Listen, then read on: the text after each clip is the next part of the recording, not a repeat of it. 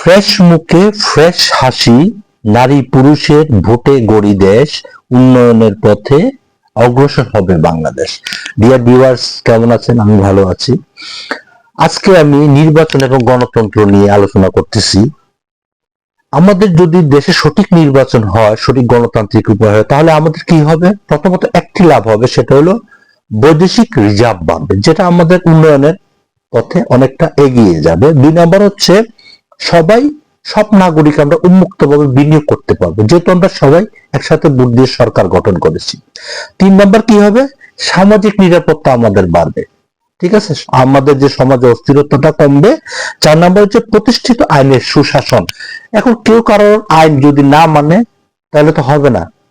যদি সুষ্ঠুভাবে নির্বাচন হয়, গণতন্ত্র হয়, একটা সরকার প্রতিষ্ঠিত হবে, সমাজে বিশৃঙ্খলা থাকবে না, সবাই যে যার মতো আইন মানবে।